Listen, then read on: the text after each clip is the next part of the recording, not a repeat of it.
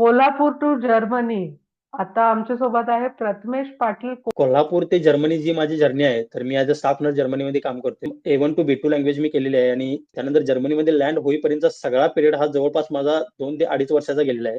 Salary पाहून salary जेव्हा येते अकाउंट मध्ये तेव्हा 100% खूपच चांगलं वाटते, कारण जी सॅलरी आता इथं अकाउंटमध्ये ती इंडियामध्ये जी यायची त्याच्या 10% जास्त आहे. म्हणजे ज्यावेळी सॅलरी क्रेडिट होते त्यावेळी असं खरोखर वाटते की जे काही आपण 2-2.5 वर्ष घालवले, जे काही आपण टाइम इन्व्हेस्ट केला, जे काही आपण हे हार्डवर्क केलं, ते खरोखर आपल्याला वर्थ इट आहे. हार्डवर्क पेज ऑफ आपण जे म्हणतो ते खरोखर आहे. ती शब्दात न सांगण्यासारखी आहे. तुमचा मेसेज काय राहणार जे लोक यंग नर्सिंग प्रोफेशन मध्ये जॉब करतात इंडियामध्ये त्यांना? 1.5 ते 2 वर्ष हे जर्मन लँग्वेज शिकण्यासाठी लागतात, म्हणजे लागतात. B1 B2 जर तुम्ही करत असाल तर त्यावेळी तुम्ही पूर्ण तुमचं सगळं स्ट्रगल त्यात झोकता. त्यावेळी ही गोष्ट अजिबात अवघड नाही, जसं की आम्ही केलेलं आहे. मग तुम्हाला जर तुमच्या फॅमिलीला पूर्ण व्यवस्थित सपोर्ट द्यायचा आहे, तर तुम्ही खरोखर हे 1.5-2 वर्ष जर्मनीसाठी जर बघत असाल तर खरोखर हे 1.5-2 वर्ष इन्व्हेस्ट करा.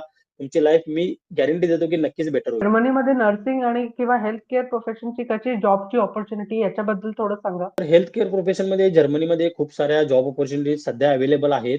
जसं की नर्सिंग, फार्मासिस्ट, फिजिओथेरपिस्ट, डॉक्टरच्या सुद्धा आहेत.